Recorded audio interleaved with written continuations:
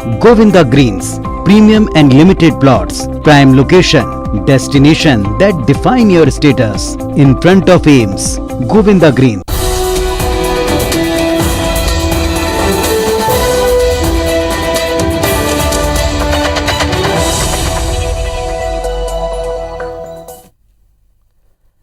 नमस्कार, आप देख रहे हैं IBC 24। मैं हूं आपके साथ विजय कुमार पंड्या और अब बात करेंगे CDS बिपिन रावत की, जिनके निधन पर आज पूरा देश स्तब्ध है।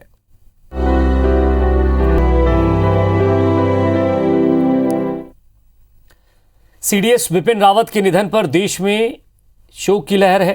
कल दिल्ली उनके पार्थिव शरीर को लाया जाएगा। मृतकों के पार्थिव शरीर को दिल्ली में एक शोक सभा के दौरान वहां रखा जाएगा और श्रद्धांजलि सभा का आयोजन होगा। प्रधानमंत्री मोदी भी शामिल होंगे।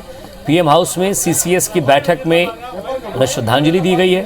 आपको बता दें कि हेलीकॉप्टर क्रैश में CDS प्रमुख बिपिन रावत समेत उनकी पत्नी और 13 लोगों का आज निधन हो गया है।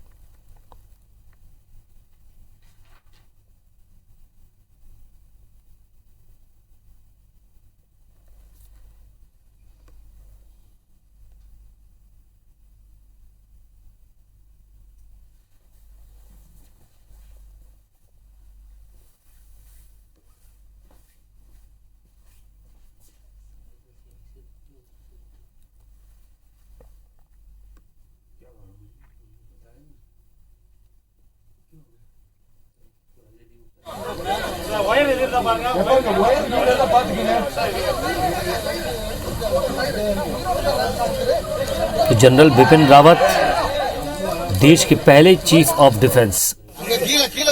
तमिलनाडु के कुन्नूर में आज दोपहर करीब 12:30 पर उनका हेलीकॉप्टर क्रैश हो गया। उसमें जनरल बिपिन रावत की पत्नी मधुलिका रावत समेत सेना के 14 जवान सवार थे। इस हादसे में 13 लोगों की मौत हो गई।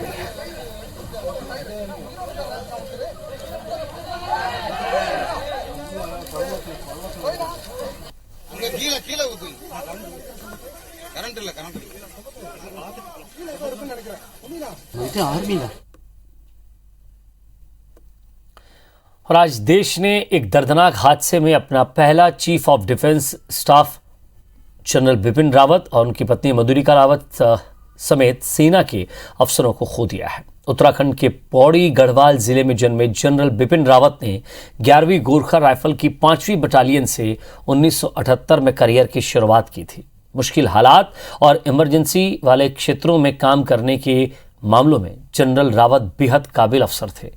यही वजह है कि 2016 में 2 सीनियर अफसरों को सुपरसीड कर उन्हें आर्मी चीफ बनाया गया था।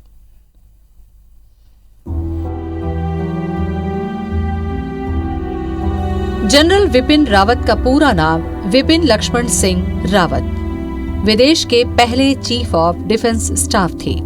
जनरल रावत का जन्म 16 मार्च 1958 को उत्तराखंड के पौड़ी गढ़वाल जिले में चौहान राजपूत परिवार में हुआ। जनरल रावत की माताजी परमार वंश से थी। इनके पूर्वज हरिद्वार के मायापुर से आकर गढ़वाल के परसई गांव में बस गए, जिसके कारण आगे चलकर ये परसारा रावत कहलाए। दरअसल रावत एक मिलिट्री टाइटल है जो राजपूतों को गढ़वाल के शासकों ने दिया था। इनके पिता लेफ्टिनेंट जनरल लक्ष्मण सिंह रावत सेना से लेफ्टिनेंट जनरल के पद से रिटायर हुए। रावत ने 11वीं गोरखा राइफल की 5वीं बटालियन से 1978 में करियर की शुरुआत की थी। ये जो लॉस हुआ है ये हमारा लॉस तो हम अपने आप को कम मानेंगे, पर हम तो ये मानते हैं कि जो देश के लिए उन्होंने किया और जितनी अच्छी उनकी देश की सोच थी और फौज की सोच थी, वो दोबारा हमको तो ऐसा मुश्किल है मिलना।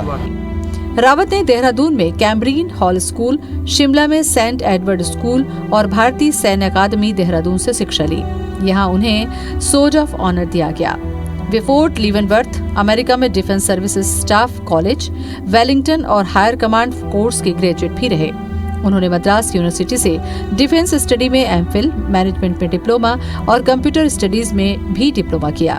2011 में उन्हें सैन्य मीडिया सामरिक अध्ययनों पर अनुसंधान के लिए चौधरी चरण सिंह यूनिवर्सिटी मेरठ की ओर से डॉक्टरेट ऑफ फिलॉसफी से सम्मानित किया गया।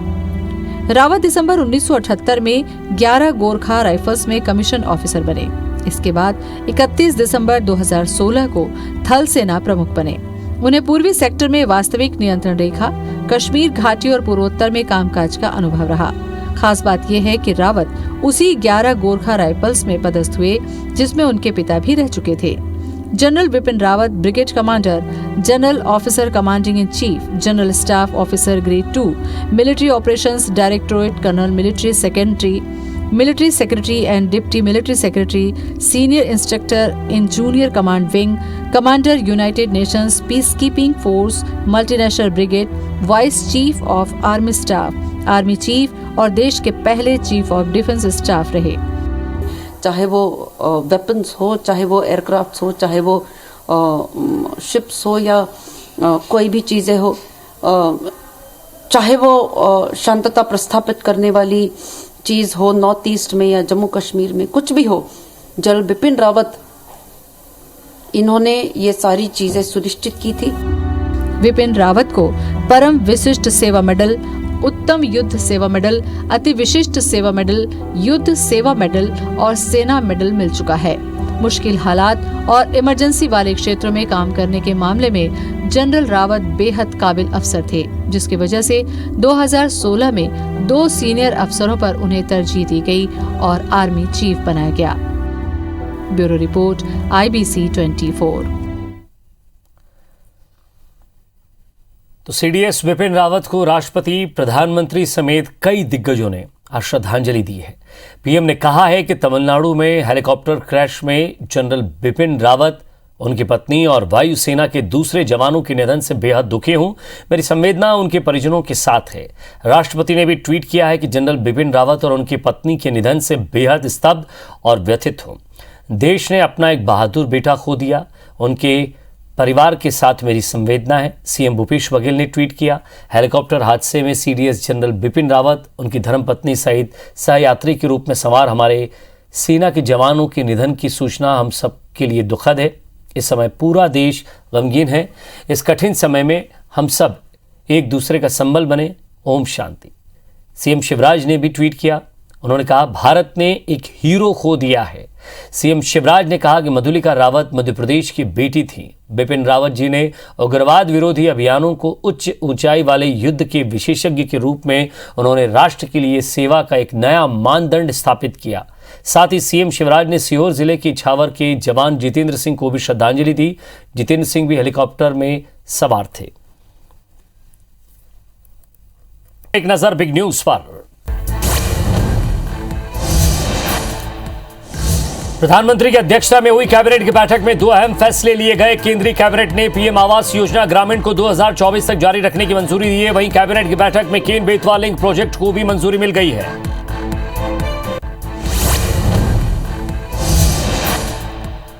18 दिसंबर को पीएम मोदी ने देश के सबसे बड़े एक्सप्रेसवे गंगा एक्सप्रेसवे की आधारशिला रखेंगे। यूपी के मुख्यमंत्री योगी आदित्यनाथ ने बताया कि मेरठ से प्रयागराज के बीच 6 लेन बनने के कारण उसे बढ़ोतरी मिलेगी। साथ ही इस एक्सप्रेसवे को 8 लेन बनाकर आगे किया जाएगा।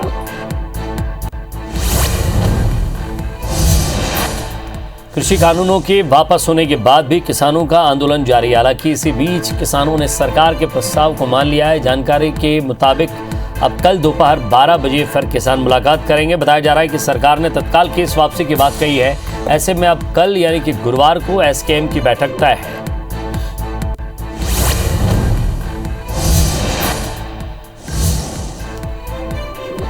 कांग्रेस और टीएमसी के बीच घमासान जारी है। अपने मुखपत्र जागो बांग्ला में टीएमसी ने खुद को कांग्रेस के विकल्प के रूप में पेश करते हुए लिखा है कि टीएमसी ही असली कांग्रेस है।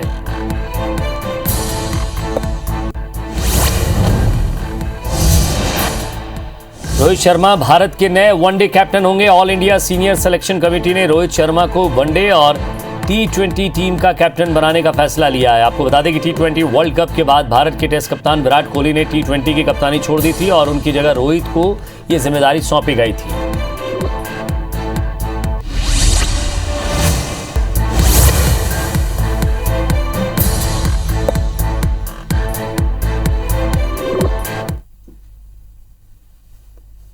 छत्तीसगढ़ में आज कैबिनेट की बैठक हुई है जिसमें कई महत्वपूर्ण फैसले लिए गए हैं। भूपेश कैबिनेट ने यह फैसला किया है कि छत्तीसगढ़ राज्य की औद्योगिक नीति के अनुसार अब अगर कोई अनुसूचित जाति जनजाति का उद्योगपति कोई उद्योग लगाना चाहता है उसे औद्योगिक क्षेत्र में 1 रुपये किराए में निःशुल्क जमीन दी जाए। इसी तरह नगर निगम क्षेत्र की जमीन आरडीए को 1 रुपये स्क्वायर फीट की दर से देने का फैसला लिया गया है। इसके तहत 161 एकड़ जमीन आरडीए को दी जाएगी। किसानों ने बारदाने की कीमत 18 रुपए से बढ़ाकर 25 रुपए की गई है। वहीं खाद्य एवं पोषण सुरक्षा अधिनियम के तहत राशन कार्ड धारियों को प्रधानमंत्री गरीब कल्याण का अतिरिक्त राशन दिया जाएगा। साथ ही शैक्षणिक संस्थाओं में संचालित बसों के टैक्स में 1 जुलाई से 31 दिसंबर तक छूट दी जाएगी। इंग्लिश मीडियम स्कूलों में सहायक शिक्षक पद पर भर्ती के लिए बस्तर सरगुजा संभाग और कोरबा जिले में स्थानीय निवासी होने की शर्त में छूट दी गई है। इसके अलावा आबकारी उप निरीक्षकों की भर्ती में आयु सीमा में छूट देने का निर्णय लिया गया है। एक अन्य फैसले में राइस मिलर्स की कस्टम मिलिंग की प्रोत्साहन राशि 40 रुपए से बढ़ाकर 120 रुपए कर दी गई है। वहीं कुलपति की सेवानिवृत्ति की आयु सीमा 62 वर्ष से बढ़ाकर 70 वर्ष कर दी गई है।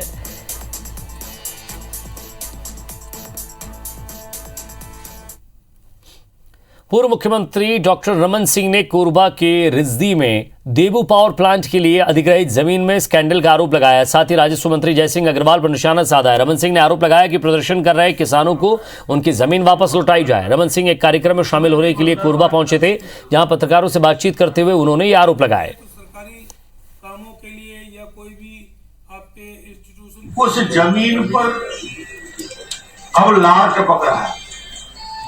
राजस्व मंत्री भी लगा है, एक कोई तांत्रिक भी लगा है।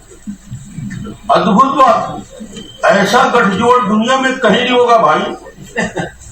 वो जमीन कब की जमीन, किसकी जमीन लौटाना ही है। बहुत दया करें, किसानों को लौटाए जिसके लिए वो आंदोलन कर रहे हैं। तो सरकार वैसे भी कोरबा में जमीन की कमी है, तो सरकारी कामों के लिए या कोई भी आपके इंस्टीट्यूशन खोलने के लिए या किसी भी काम में सरकारी जमीन को लिया जा सकते हैं। और जो किसानों की जमीन है उसमें मैंने अपना जो सुझाव दिया वो मैंने आपको बता ही दिया कि भाई किसानों को वापस कर देना उचित होगा। सरगुजा संभाग के सीतापुर से फर्जीवाड़े की खबर आई है, जहां बिजली विभाग के कर्मचारियों ने ही विभाग को करोड़ों रुपए का चूना लगाया है। पिछले 3 सालों में 3 करोड़ का गबन किया गया। हालांकि दोषी अधिकारी कर्मचारियों के खिलाफ एक्शन तो लिया गया है, लेकिन सवाल यह है कि कहीं विभाग के बाकी डिवीजन में फर्जीवाड़े का खेल तो नहीं चल रहा है।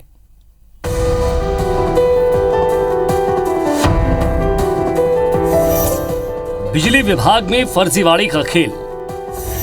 उपभोक्ताओं ने बिजली बिल किया जमा, कर्मचारियों ने बैंक में नहीं जमा की राशि, 3 साल में लगाया 3 करोड़ का चूना। जी हां, सरगुजा के सीतापुर सब डिवीजन बिजली विभाग में यह फर्जीवाड़े का खेल पिछले 3 सालों से चल रहा है, जिसमें विभाग के कर्मचारियों ने ही अपने विभाग को 3 करोड़ का चूना लगाया।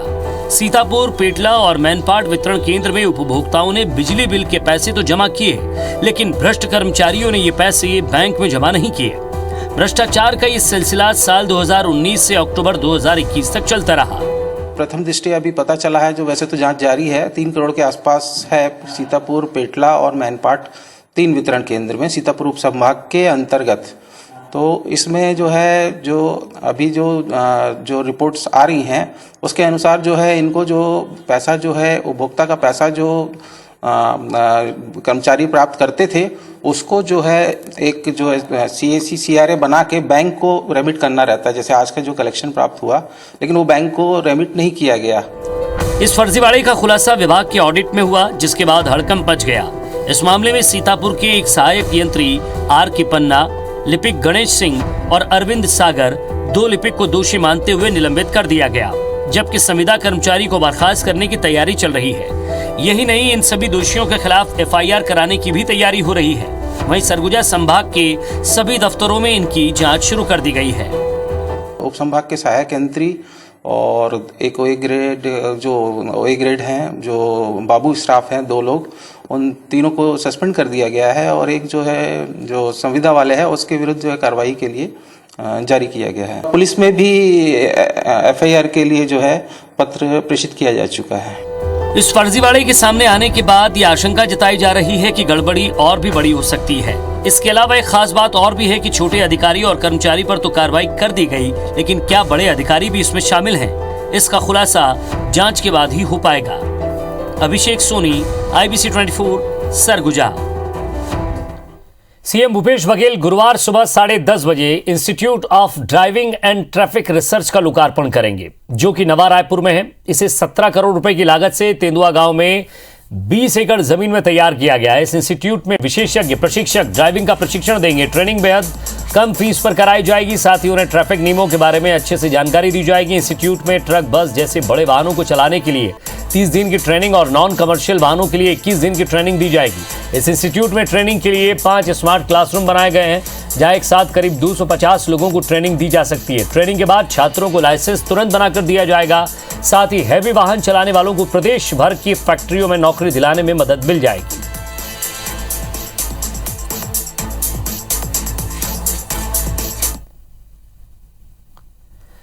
कोरिया के कृषि विज्ञान केंद्र को सर्वश्रेष्ठ शोध और अनुसंधान के लिए पुरस्कृत किया गया है। राजधानी रायपुर में आयोजित इस कार्यक्रम में सीएम भूपेश बघेल ने कृषि विज्ञान केंद्र के अधिकारियों को बधाई देते हुए सम्मान दिया।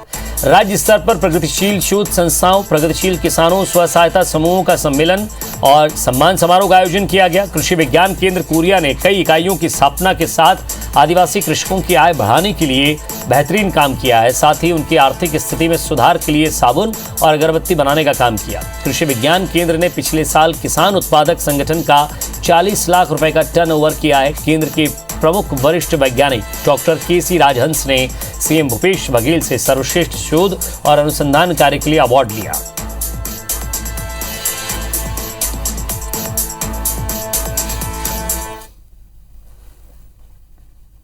छत्तीसगढ़ में महिला स्व सहायता समूहों से रेडी टू ईट पोषण आहार वितरण का काम छीन लिया गया है। वो बेरोजगार हो गए हैं, जिसे लेकर वो विरोध भी कर रहे हैं। वहीं लोकसभा में आज ये मुद्दा गूंजा। राजनांदगांव कवर्धा के सांसद संतोष पांडे ने सदन में ये मुद्दा उठाया। उन्होंने कहा कि सरकार अपने निजी स्वार्थ के लिए महिला स्व सहायता समूहों के साथ अन्याय कर रही है। इन महिलाओं की आर्थिक स्थिति बेहद खराब हो गई है। इनके परिवार को दिक्कतों का सामना करना पड़ रहा है। आपको बता दें कि 2009 में तत्कालीन बीजेपी सरकार ने पोषण आहार तैयार करने का जिम्मा महिला समूह को दिया था। इससे हजारों महिलाओं को रोजगार मिला और उनकी स्थिति भी सुधरी। लेकिन कांग्रेस सरकार ने फरमान जारी कर सभी को बेरोजगार कर दिया। छत्तीसगढ़ की सरकार है, आंगनबाड़ी में अध्ययनरत बच्चों को जो रेडी टू ईट पोषण आहार वितरण को जो महिला समूहों से छीन करके ठेकेदारों के माध्यम से वितरित करने के लिए और बंदर बाट की तैयारी की जा चुकी है। कि महत्वपूर्ण तथ्य यह है कि प्रदेश में सक्रिय हजारों महिला समूह की लाखों बहनें बेरोजगार हो जाएंगे।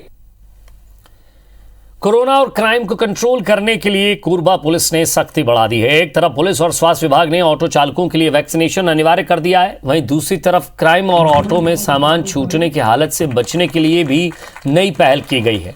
अब ऑटो चालक और यूनिफॉर्म के साथ एक यूनिक नंबर दिया जाएगा, जिसे ऑटो के आगे और पीछे बड़े अक्षरों में लिखवाया जाएगा, जिससे यात्री इन्हें याद रख सके। कोरबा जिले में करीब 2000 ऑटो चलते हैं। जिला ऑटो संघ अध्यक्ष ने भी कहा कि यूनिफॉर्म और यूनिक नंबर से सभी सहूलियतें हो सकती हैं। साथ ही बिना वैक्सीनेशन सर्टिफिकेट दिखाए चालक ऑटो नहीं चला सकेंगे।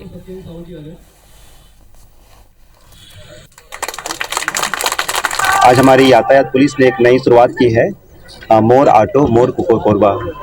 इसका ये है कि हमारे जितने भी ऑटो चालक हैं उन सभी लोगों को उनके ऑटो के लिए अलग अलग नंबर मिलेगा। उस नंबर के हिसाब से हमारे पास एक रिकॉर्ड मेंटेन रहेगा। जैसे 1 नंबर की है ऑटो तो उसका रजिस्ट्रेशन नंबर क्या है, उसके बाकी नंबर्स क्या हैं, ताकि कोई भी सिचुएशन होती है तो हमारे पास 2 नंबर की ऑटो 3 नंबर की ऑटो आएगा तो जो डिटेल रहेगा हम सभी लोगों को मिल जाएगा। मैं अपने जिला ऑटो संघ की तरफ से, परिवार की तरफ से मैं इस यातायात प्रभारी पुलिस अधीक्षक महोदय जी को और पुलिस विभाग को कोट बधाई देता हूं। अब खबर नरसिंहपुर से है, जहां गाडरवाड़ा के कठौतिया गांव में एक हैरान करने वाला मामला सामने आया है। यहां 80 साल का जीवनलाल ठाकुर खुद को जिंदा साबित करने के लिए सरकारी दफ्तरों के चक्कर काट रहा है। उसे कई सालों से ना वृद्धा पेंशन योजना का लाभ मिल रहा है और ना ही BPL कार्ड के तहत मिलने वाली योजनाओं का फायदा मिल रहा है, जिसके बाद उसने SDM सृष्टि देशमुख के सामने जाकर एक बार फिर अपनी व्यथा सुनाई है और खुद की जीवित होने के सबूत दिए हैं, जिसे देखकर SDM भी हैरान हो गई और उन्होंने तत्काल रिकॉर्ड दुरुस्त करने का आदेश दिए। वो मानती है कि ये बड़ी लापरवाही है, जिसके चलते सालों से एक बुजुर्ग भटकने को मजबूर है। बात है पेंशन के संबंध में। पेंशन हमको मिलती थी, करीब 10-12 साल मिली। इसके बाद 3 साल हो गया मिलती। अब क्या मानो, मृत्यु घोषित करके या बताती, क्योंकि मेरे दादाजी को 2 वर्ष पूर्व मृत्यु घोषित कर दिया।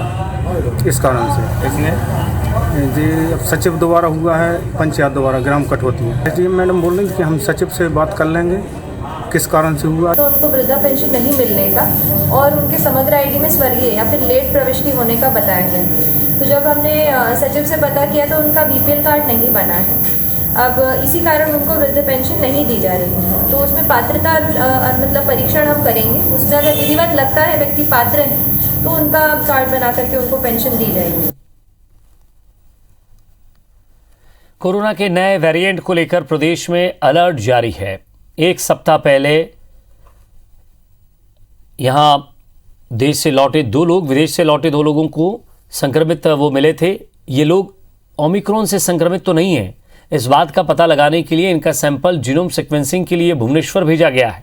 करीब 5 दिन बाद भी अब तक रिपोर्ट नहीं आई है। हालांकि स्वास्थ्य विभाग इस स्थिति पर लगातार नजर बनाए हुए है। संक्रमित दोनों व्यक्तियों को आइसोलेट कर दिया गया है।